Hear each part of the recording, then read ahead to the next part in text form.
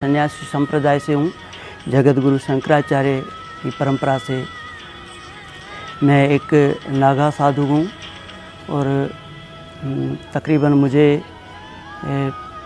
15 साल से ज़्यादा हो गया है संन्यास लिए हुए। मैंने संन्यास लिया 2005 में और फिर उसके बाद में नागा संस्कार करवाया गया मेरा।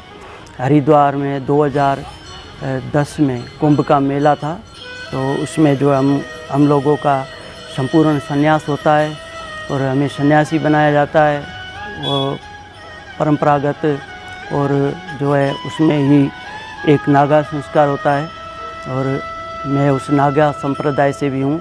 और मैं अपने जूना अखाड़ा जो हमारा है 10 नामी सन्यासियों का, उसमें सबसे छोटी उम्र का मैं महात्मा हूँ।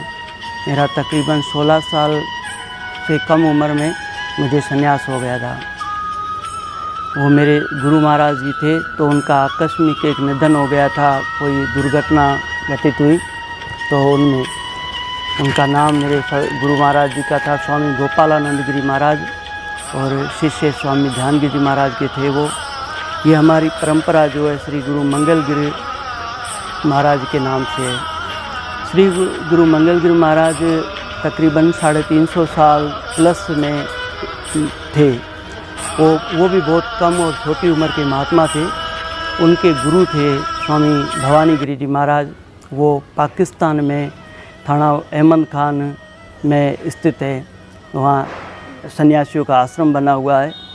तो वहाँ पे श्री गुरु भवानी गिरी महाराज की सेवा में ही श्री गुरु मंगलगिरी महाराज आए थे और उन्होंने भवंता जो अपने गुरु की सेवा की। और वो श्री गुरु भवानी गिरी महाराज बेअंता बुज़ुर्ग थे। हमारे सन्यासियों के पहले जो है अखाड़ों के ज़रिए जो कई महात्मा भूमि भ्रमण करते थे, स्थलों के धार्मिक जगहों पे जो है सब ग्रुप बना करके और वो हर जगह पहुंचते थे, जाते थे। तो उसी परंपरा में ही जो है एक पाकिस्तान के अंदर 52 शक्तिपीठ में माँ हिंगलाज है। तो हमारे साधु संप्रदाय वाले सब लोग जो है माँ हिंगलाज के दर्शन करने के लिए जाते हैं। और आध्यात्मिक में या शास्त्रों में कहा जाता है कि अगर 52 शक्तिपीठ सृष्टि के ऊपर है, उसमें 51 अगर हम शक्तिपीठ दर्शन कर लेते हैं और एक 52वां जो है हिंगलाज माँ अगर हम नहीं करते हैं तो वो एक व्यर्थ माना गया है। और हम एक माँ हिंगलाज के अगर दर्शन कर लें तो 51 नहीं करने की कोई ज़रूरत नहीं है, इतना उसका पावर है। तो सन्यासियों की इष्ट देवी भी है। वैसे सन्यासियों का इष्ट भगवान जो है गुरु दत्तात्रेय भगवान है, और माँ भगवती माँ हिंगलाज जो है हम 10 नामी सन्यासियों की माँ है और इष्ट देवी है। तो हमारे सारे सन्यासियों के टोले जो है प्राचीन काल से माँ हिंगलाज के दर्शन करने के लिए पद यात्रा जाते थे। फिर कई महात्मा वहाँ रह गए। जिस समय कोई हिंदुस्तान पाकिस्तान का कुछ था नहीं, बहुत साल पुरानी बात है, 400-500 साल हो चुके हैं इनको। तो वहीं उसी टोले में जो है हमारे श्री गुरु भवानी गिरी महाराज गए थे और वो काफ़ी उनकी एज हो गई थी। फिर वो वहाँ पे कुटिया बना करके आश्रम में रहने लगे। थाने अहमद खान में एक जंगलों में पहाड़ है, वहाँ पे एक आश्रम बना हुआ है, श्री गुरु बालपुरी के नाम से जाना जाता है। श्री गुरु बालपुरी भी सिद्ध महात्मा थे और 10 नामी सन्यासियों के ही महात्मा थे वो भी, और सन्यास संप्रदाय से थे। तो वहाँ पे श्री गुरु भवानी गिरी महाराज रहते थे और उनको ही श्री गुरु मंगलगिरी महाराज मिले। और श्री गुरु भवानी गिरी महाराज की एक इच्छा थी कि मेरे प्राण जो है जब मैं गंगा स्नान करूं, कि उनकी इच्छा आंतरिक थी कि मैं इंडिया में हिंदुस्तान जा कर के गंगा हरिद्वार जाऊं और गंगा स्नान करूं, या मुझे गंगा का जल मिल जाए और तो फिर मैं जो है इससे दुनिया से जो है चला जाऊं और समाधि लीन हो जाऊं। तो वो ही इच्छा पूर्ण करने कुदरती जो है श्री गुरु मंगलगिरी महाराज आए। वो कौन थे, कहाँ थे, कैसे थे, उसका कोई पता नहीं है। एक छोटी उम्र में थे और वो श्री गुरु भवानी गिरी महाराज के पास आए और उन्होंने साईं भवानी गिरी महाराज की बेअंता सेवा की और उसके बाद में उनकी इच्छा पूर्ण करने के लिए वो हरिद्वार से गंगा जल लेने गए और हर की पौड़ी से पानी गंगा जल उठाया लेकर के और पद यात्रा में ही वापस पाकिस्तान आश्रम पे वहाँ गए और अपने गुरु श्री गुरु भवानी गिर महाराज को बिठा करके और उनको स्नान करवाया, आचमन करवाया और गंगा स्नान कराने के बाद में उनका जो भी शरीर के नीचे से जो पानी निकल कर के आया तो वो पानी जो है श्री गुरु मंगल गिर महाराज ने खुद ने जो ग्रहण कर लिया। अपने गुरु के शरीर से गंगा जल के द्वारा पानी निकला हुआ, तो श्री गुरु भवानी गिर महाराज बेहंता उनके ऊपर प्रसन्न हुए। तो उन्होंने एक सिर्फ लफ्ज़ कहे कि आज से ये गांव जो है मेरा है और नाम तुम्हारा होगा। तभी से लेकर के आज तक श्री गुरु मंगल गिर के नाम से ही जाना जाता है। उनके गुरु श्री गुरु भवानी गिर महाराज है, पर आज जहाँ आश्रम है तो उनका नाम जो है श्री गुरु मंगल गिर महाराज के से ही उच्चारण होता है और बुलाया जाता है और माना जाता है।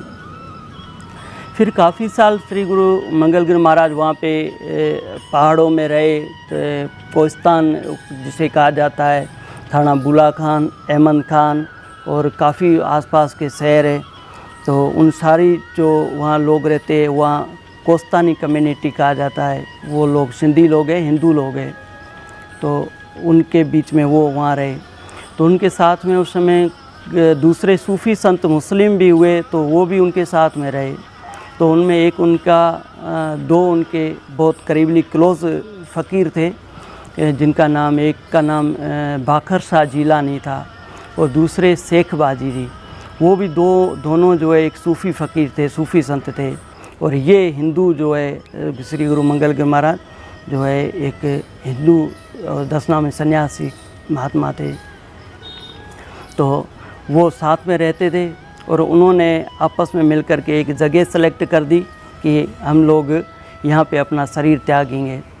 तो उन्होंने एक लाइन में ही जो है अपनी अपनी जगह मुकर्रर करके और उन्होंने वहाँ पे समाधि ले ली। श्री गुरु मंगल गिर महाराज ने जीवित समाधि ले ली। वो उन्होंने अपना पूरा शरीर जो है समाधि के अंदर बिठा करके ऊपर में जो है मिट्टी डाल दिया गया और उनकी समाधि बन गई।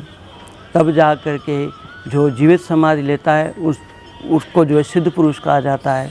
सिद्ध की मान्या या सिद्ध जिनके पीछे लगता है तो वो श्री गुरु मंगल गिर महाराज के ऊपर इसलिए लगता है क्योंकि वो जीवित समाधि में है। और सिद्ध जो होता है वो कभी मरता नहीं है और हमेशा वो रहता है। तो इस वजह से ये तपोभूमि या सिद्ध भूमि कहा जाता है श्री गुरु मंगल गिर महाराज का आश्रम। तो इसमें फिर कई महात्मा आए, काफ़ी गए। फिर उनमें बीच में श्री गुरु हमारे गंगा गिर महाराज थे, वो आँखों से नाबीन थे। उनका एक शिष्य था, कम से कम मेरी उम्र का था, तो वो उनकी सेवा करता था। तो वो बीच में उस समय कहीं चला गया भ्रमण पे और उसका स्वास्थ्य बिगड़ गया और दूसरे शहर में उसने अपना शरीर त्याग दिया। तो शरीर त्यागने के बाद में वो दूसरे शहर के लोग थे, वो उनको लेकर के गुरुजी के पास आए, श्री गुरु गंगा गिर महाराज के पास में। तो उन्होंने श्री गुरु गंगा गिर महाराज ने अपने शिष्य को, उनका नाम बुद्धगिरी था, तो उनको वहाँ पे समाधि दे दी जहाँ पे श्री गुरु मंगल गिर महाराज की समाधि बनी हुई है।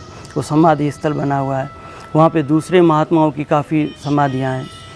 तो उनके बाद में श्री गुरु गंगा गिर महाराज एक आँखों से नाबिन थे और उनकी सेवा करने के लिए कोई नहीं था। वो बुज़ुर्ग भी हो गए थे, तो वो बड़े परेशान रहने लगे। फिर भगवान कृपा हुई, ईश्वर कृपा हुई कि श्री गुरु ध्यान गिर महाराज कहीं से आकर के वहाँ पहुँच गए और उनको मालूमात हुआ कि यहाँ पे एक महात्मा रहते हैं थाने बुला खान के अंदर, और वो सन्यासी महात्मा है और वो आँखों से नाबीन भी है। तो महाराज जी जो उनकी स्वामी ध्यान गिर महाराज उनकी शरण में गए, उनकी सेवा करने लगे। उन्होंने काफ़ी उनकी सेवा की। उनके बाद उन्होंने उन्हीं से जो है संन्यास ले लिया और वो काफ़ी टाइम थाने बुला खान में पाकिस्तान आश्रम में रहे। उनके बाद में उनका शिष्य जो एक श्री गुरु महाराज दूसरे आए, वो स्वामी ध्यान गिर महाराज के शिष्य हुए, स्वामी शेज गिर महाराज। वो भी वहाँ महाराज जी के पास में गुरु आश्रम पे रहने लगे, श्री गुरु मंगल गिर आश्रम पे, और वो वहाँ पे सेवा करने लगे। फिर स्वामी जी गंगागिरी महाराज का शरीर शांत होने के बाद में कुछ समय के बाद में स्वामी ध्यानगिरी महाराज जो है यहाँ इंडिया आ गए। इंडिया आकर के उन्होंने यहाँ पे ये खैरथल के अंदर आश्रम बसाया, छोटी सी कुटिया बनाई। यहाँ कुछ सिंधी कम्युनिटी के लोग जो पाकिस्तान में रहते थे वो महाराज जी के शिष्य थे।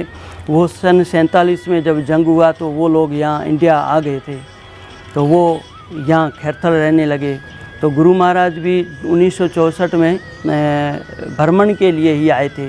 वो पहले भी कई दफ़ा यहाँ पे आए, उन्होंने नर्मदा यात्रा की, गंगा यात्रा की, काफ़ी जो है उन्होंने धार्मिक स्थलों पर भ्रमण किया। और फिर वो दोबारा जब लास्ट ईयर आए थे 1964 में, तो यहाँ पे 47 में जो जंग हुआ था तो उसमें वहाँ के जो गुरुजी के शिष्य थे वो लोग यहाँ इंडिया शिफ्ट हो गए। तो वो लोग यहाँ पे रहे, तो गुरु महाराज भी उनके पीछे 10-12 साल बाद यहाँ आ गए। तो ये लोग यहाँ पे मिल गए। फिर हालातों को देखते हुए और उन लोगों का यहाँ जो महाराज जी के सेवक थे उनका श्रद्धा थी, तो उन्होंने बोला कि गुरु महाराज आप यहीं रहें, आप पाकिस्तान आश्रम अभी नहीं जाएं और हालात भी सही नहीं हैं। तो उनको रहना पड़ गया। और कुछ समय के बाद में फिर 65 में एक जंग हो गया, फिर हालात ख़राब हो गए। फिर 10-12 साल गुज़रे तो उनको यहाँ रहना पड़ गया। फिर 72 में या 3 में फिर जंग हो गया, फिर वो वापस पाकिस्तान नहीं जा सके। फिर एक दफ़ा वो गए और वो भी इंडियन हो गए थे और इंडियन पासपोर्ट उनका मिल गया था, लाल पासपोर्ट कहा जाता था। तो उन्होंने जो है यहाँ का पासपोर्ट लेकर के फिर वीज़ा लेकर के वो पाकिस्तान गए। वहाँ वो 6 महीने रहे गुरु आश्रम पे। उसके बाद में वो वापस यहाँ इंडिया आ गए। उनके स्वामी ध्यानगिरी महाराज के 2 शिष्य थे जो पाकिस्तान में रहे। वो स्वामी शेषगिरी महाराज थे और बहुत अच्छे महात्मा थे, और वो भी एक सिद्ध योगी महात्मा हुए। और दूसरे उनके शिष्य थे वो मेरे सद्गुरु स्वामी गोपालगिरी महाराज थे। वो बहुत पढ़े लिखे थे। उनको जो है स्वामी ध्यानगिरी महाराज ने बहुत पढ़ाई करवाई, उनको पढ़ाया। हरिद्वार में कनखल यूनिवर्सिटी में पढ़े, वो काशी यूनिवर्सिटी से पढ़े। वो एक आचार्य डिग्री थे और हमारे 10 नाम जूना अखाड़े के महंत भी थे। तो वो स्वामी ध्यानगिरी महाराज जो मेरे दादा गुरु थे, उन्होंने 14 जनवरी और 1992 में शरीर जो है त्याग दिया और उनका जो है यहाँ पे समाधि दे दिया गया। और उनके बाद में जो मेरे गुरु महाराज थे स्वामी गोपालगिरी महाराज को, उनको यहाँ का गादी नशीन बनाया गया। वो इस आश्रम में आए और उत्तराधिकारी उनको घोषित किया गया। वो महाराज जी के शिष्य थे और उन्होंने फिर जो है यहाँ आश्रम संभाला।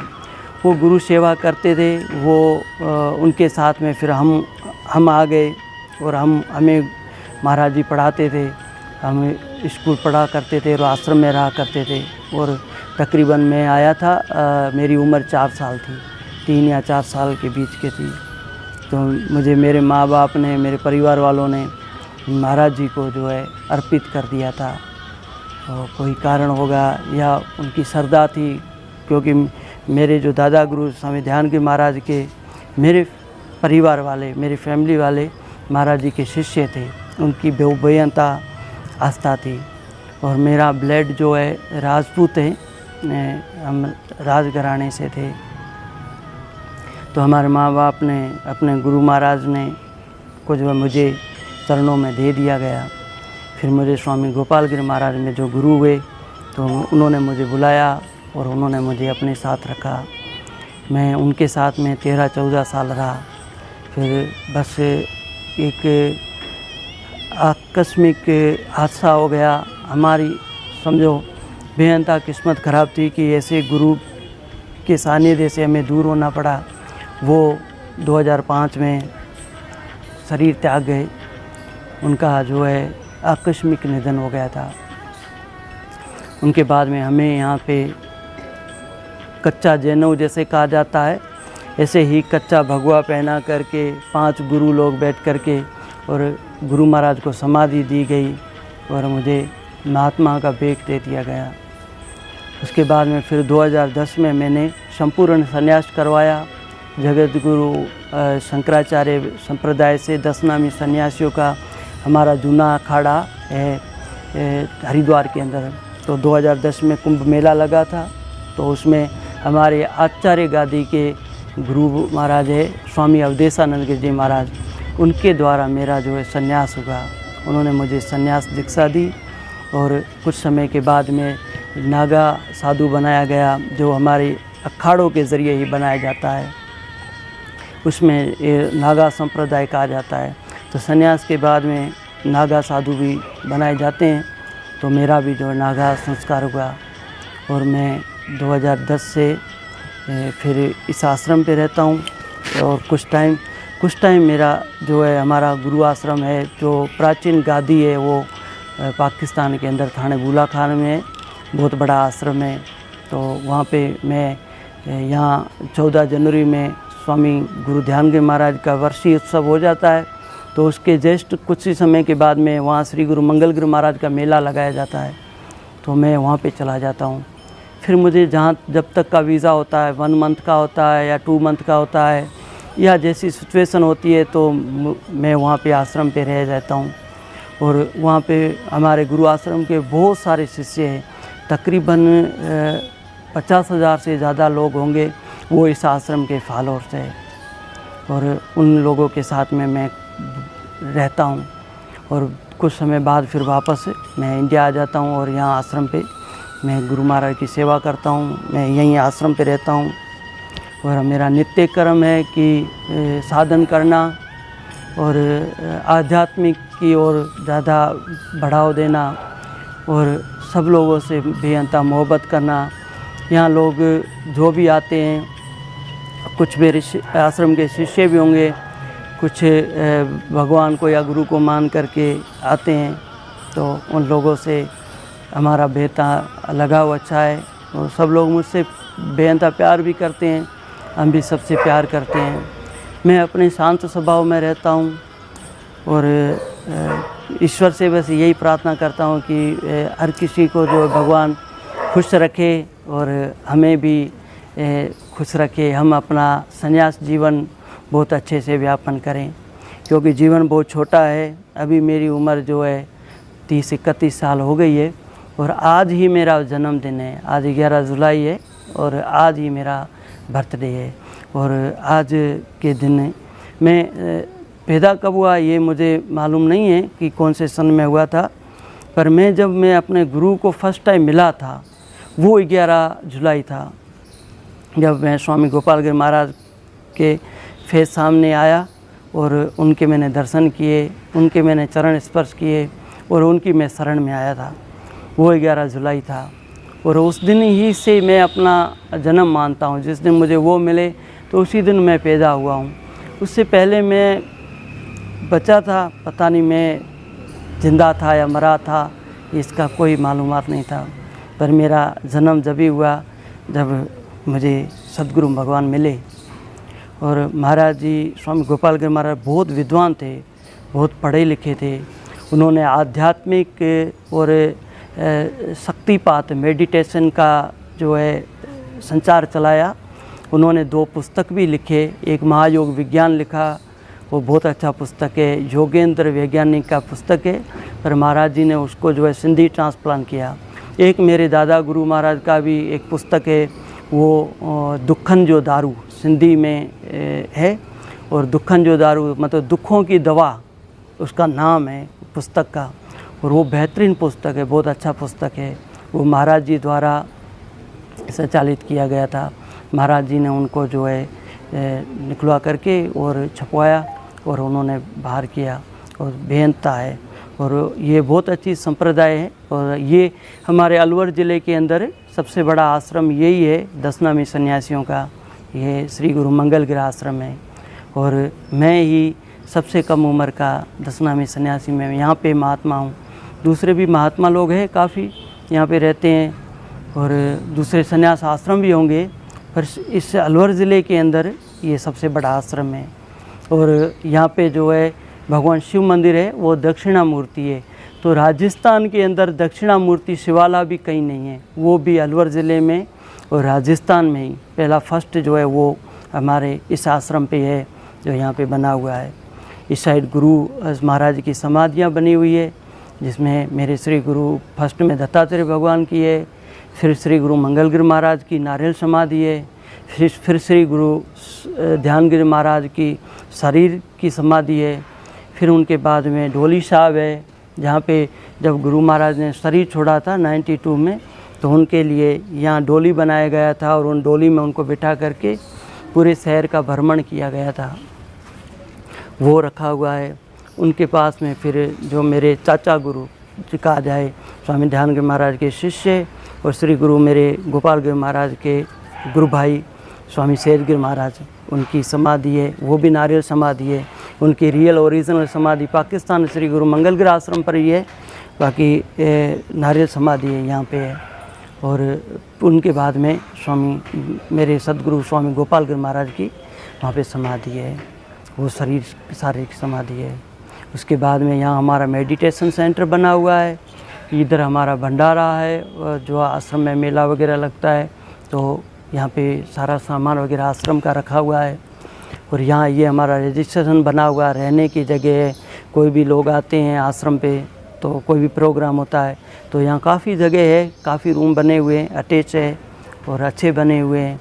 ये महाराज जी ने ही आश्रम बनाया था, ये बिल्डिंग बनाई थी और बहुत अच्छा बना हुआ है, बड़े हॉल है, अच्छे रूम हैं और रहने की बहुत अच्छी सुविधाएं हैं। और ये उन गुरु महाराज के द्वारा बनाया गया था और ये उन्हीं की कृपा से चल रहा है और वो ही चला रहे हैं और हम तो उनके मुलाज़म हैं।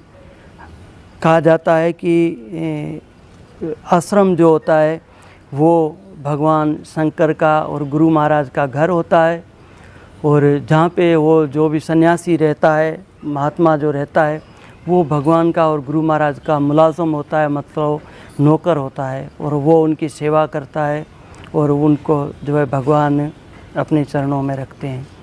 तो हम जो है कभी भी अपने आप को मालिक नहीं समझते, नहीं समझेंगे, क्योंकि हम गुरु महाराज जी के मुलाज़म हैं, हम सेवक हैं, हम दास हैं, हम भगवान के नौकर हैं और हमें यही भगवान की सेवा करनी है। जय राम जी की। लिए मतलब गुरु बनाना तो लाजमी होता है। मैं सृष्टि के ऊपर अगर एक जीव पैदा हुआ है, संसार में आया है, तो भगवान ने उसे जन्म तो दे दिया, पर जो उस बंधन से मुक्त होने के लिए संसार में गुरु रूपी जो है बनाया गया। तो गुरु के बिना कल्याण होता नहीं है, ईश्वर प्राप्ति नहीं होती है, ये हकीकत है। और गुरु एक कोई शरीर गुरु नहीं होता है, गुरु सिर्फ तत्व होता है। गुरु तत्व आत्म तत्व होता है, आत्म तत्व ईश्वरीय तत्व होता है और ईश्वर तत्व से जो है कनेक्ट कराता है, जो मिलाता है, वो शिष्य तत्व होता है। शिष्य तत्व गुरु तत्व से मिल जाता है, आत्म तत्व से मिल जाता है, गुरु तत्व से मिल जाता है, वो फिर वो ईश्वर तत्व से कनेक्ट हो जाता है, मिल जाता है। तो गुरु का कार्य होता है कि ये शिष्य बना करके अपने आत्मा से कनेक्ट करके और ईश्वर से कनेक्ट कर देना। फिर जो है अगर वो उसके शिष्य के जो भी प्रारब्ध होते हैं, कर्म होते हैं, वो गुरु अपने ऊपर ले करके उन्हें साफ़ करके, उसके क्लियर करके और उसे जो है मोक्ष और मुक्ति देते हैं।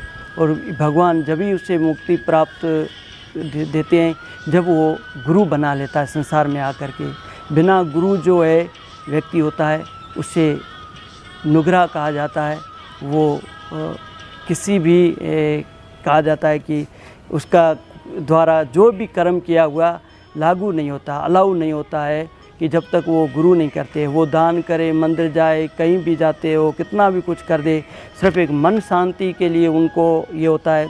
पर जब तक उन्हें मुक्ति या मोक्ष प्राप्त नहीं होगा अगर वो गुरु नहीं करेंगे। अगर वो गुरु बनाएंगे संसार के अंदर आकर के, फिर उनका एक जिम्मेदार गुरु बन जाएंगे और गुरु ही उसे आवागमन से छुटकारा दिलाते हैं।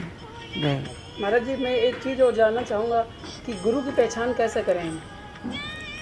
देखो, गुरु जो है प्रारब्धों अनुसार ही मिलते हैं। हमारे जैसे प्रारब्ध होगी, हमारे शरीर की रचना से पहले जो हमारे प्रारब्ध रचे गए, प्रारब्धों के द्वारा ही शरीर बना है, हमें शरीर मिला है, और प्रारब्धों से ही गुरु मिलते हैं। हमारे जैसे प्रारब्ध होंगे, हमारे अच्छे प्रारब्ध होंगे तो हमें गुरु उस लेवल के मिलेंगे, और हमारे उच्च प्रारब्ध है, बहुत है, तो हमें कोई सिद्ध पुरुष मिलेगा। तो यही पहचान होती है। तो वो ये कि हमारे कर्म, हमारे संस्कार, हमारे प्रारब्धों के हिसाब से ही हमें गुरु प्राप्त होते हैं।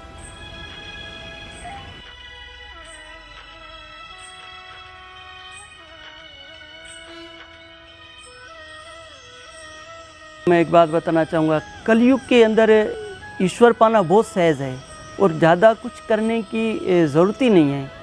पहले जो युग होते थे उनमें कई हज़ारों साल लग जाते थे, तपस्या करते थे, ये करते थे, तब जा कर के वे ईश्वर कृपा होती थी या ईश्वर प्राप्त होता था या व्यक्ति को मोक्ष या मुक्ति हो जाता था।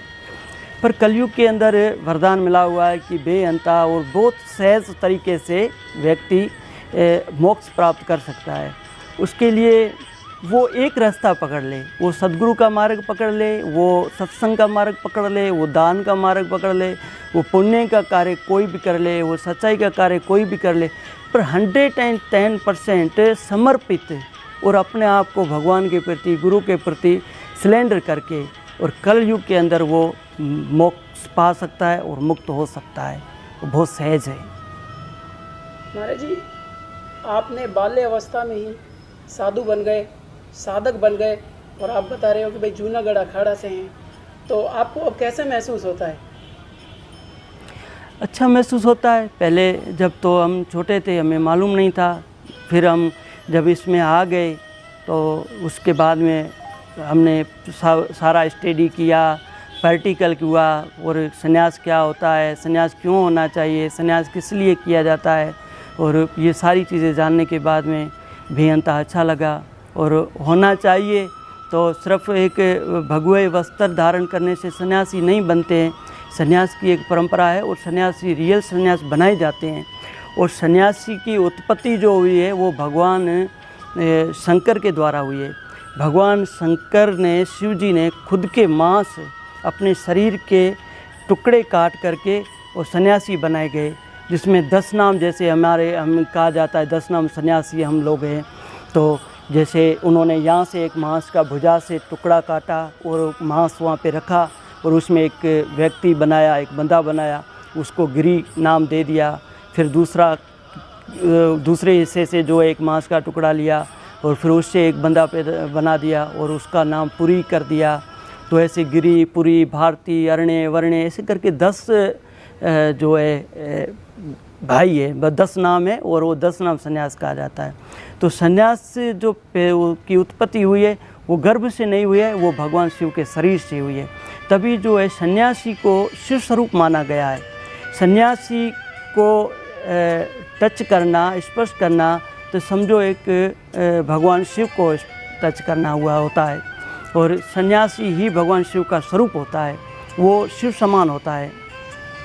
सन्यासी के अंदर जब वो संपूर्ण सन्यासी बन जाता है तो उसके बॉडी से 24 आवर्स पॉजिटिव रेज निकलते हैं। वो रेज चारों तरफ फैलते रहते हैं। वो जहाँ भी आते हैं, जाते हैं, जहाँ रहते हैं, जहाँ सोते हैं, तो उनके चारों तरफ जो है एक पॉजिटिव एनर्जी और पॉजिटिव रेज निकलते हैं, और वो एक नकारात्मक ऊर्जा को नष्ट करके सकारात्मक में तब्दील करते हैं, और वो जो एक संपूर्ण सन्यासी जो कहा जाता है।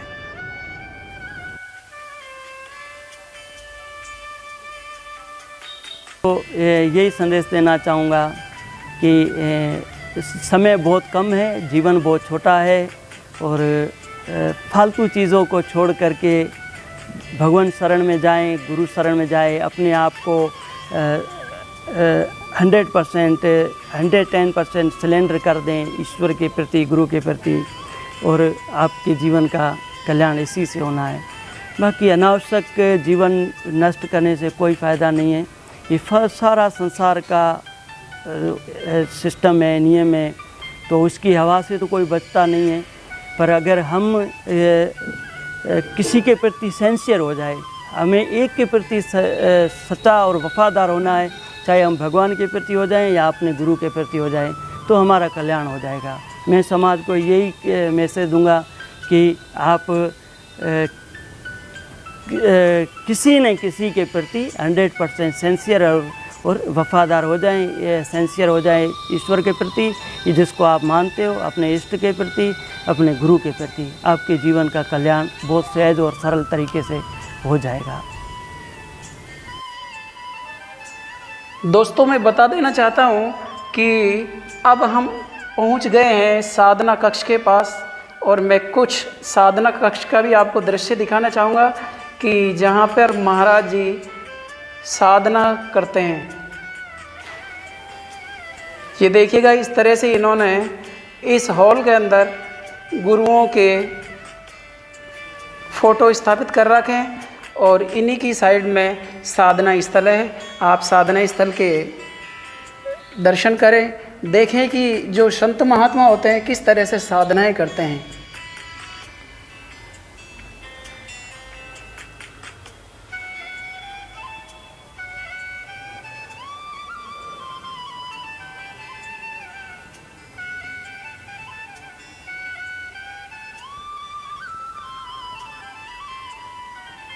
भाइयों, मैं इस वक्त स्वामी गोपालानंद गिरी महाराज जी के समाधि के निकट खड़ा हूँ। मैं 2-2.5 साल से इस आश्रम से जुड़ा। मुझे साईं ध्यानगिरी जी महाराज के जो शिष्य थे उनके बारे में बताया गया। एक सहजगिरी महाराज, एक स्वामी गोपालानंद जी महाराज, जिनके बारे में मैं बता रहा हूँ। स्वामी गोपालानंद गिरी जी महाराज बहुत पढ़े लिखे विद्वान थे। कनखल यूनिवर्सिटी से इनको आचार्य की डिग्री प्राप्त हुई थी। स्वामी गोपालानंद जी को राष्ट्रपति ज्ञानी जेल सिंह से भी सम्मानित किया गया था। और स्वामी ध्यानगिरी जी महाराज की के शरीर त्यागने के बाद, चोला छोड़ने के बाद, स्वामी गोपालानंद जी को गद्दी पे बिठाया गया, जो कि एक महाविद्वान पंडित ज्ञानी थे और अपने आप में एक महासाधु संत जिनको कहते हैं वो थे। यहाँ पर समाधि के निकट जो भी व्यक्ति आने से जिनकी मनोकामना है सारी पूरी होती है। ये मेरा एक पर्सनल अनुभव है। मैं स्वामी ध्यानगिरी जी के समाधि के नज़दीक खड़ा हूँ। स्वामी ध्यानगिरी जी एक साक्षात भगवान के रूप में थे, जिनको एक साक्षात भगवान माना जाता था। यहाँ जो भी भाई आता है अपनी मनोकामना लेके, उनकी हर मनोकामना पूरी होती है। और मैं इस शिवालय से, इस मंदिर से आज से नहीं, जो हमारे पूर्वज हैं उनसे शुरू से जुड़ा हुआ हूँ। और मेरा बचपन शायद आज से, और जब से मैं पैदा हूँ अभी तक इसी शिवालय से जुड़ा हुआ है। जिनको जो आज भी यहाँ पे गुरु हैं, गुरु गोविंद गिरी जी महाराज, उनको मैं अपना गुरु, अपना माँ बाप, अपना सब कुछ समझता हूँ। नमस्कार दोस्तों, मैं देवानंद गुरनानी इस वक्त आश्रम मंगलगिरी में श्री मंगलगिरी समाधि के आगे मंगलगिरी के बारे में बता रहा हूँ। ये मंगलगिरी एक साक्षात भगवान थे, जो 300-350 साल प्लस पहले थाना बूला खान में साईं अपने शरण में आए थे। तो इन्होंने जो है जीवित समाधि ली थी अपने पाकिस्तान में। जितना इनके बारे में कहा जाए कम है। साक्षात भगवान हैं। आज इनकी गद्दी जो है पाकिस्तान बूला खान में भी है। वहाँ लाखों की संख्या में तादाद में इनके शिष्य हैं, जो कि इस आश्रम से भी जुड़े हुए हैं। धन्यवाद। नमस्कार भाइयों, ये स्वामी जी साईं सहजगिरी जी महाराज की समाधि है, जिनकी रियल समाधि पाकिस्तान में बनी हुई है। यहाँ ये आए थे घूमने। ये स्वामी ध्यानगिरी जी के शिष्य थे। उनकी समाधि यहाँ खैतर में बनाई गई है। इनको भी साक्षात भगवान के रूप में माना जाता है और काफ़ी लाखों लोगों की संख्या में इनके शिष्य हैं। और यहाँ जो अपना स्वार्थ के बिना जो आता है, उसकी हर मनोकामना पूरी होती है। जय। दोस्तों, महाराज जी के आपने विचार सुने, आपको क्या महसूस हुआ कमेंट्स बॉक्स में बताएं। और अब हम विदा लेते हैं। इसी तरह से नए नए साधकों के साथ हम संवाद दिखाते रहेंगे। आज के लिए बस इतना ही। महाराज जी से विदा लेते हैं। जिस तरह से मेरे पे आशीर्वाद बरसा रहे हैं, इसी तरह से सभी भक्तों पर महाराज जी का आशीर्वाद बना रहे, मेरी यही मंगल कामना है। और इसी के साथ मैं अपनी वाणी को विराम देते हुए goodbye, see you, tata, वंदे मातरम।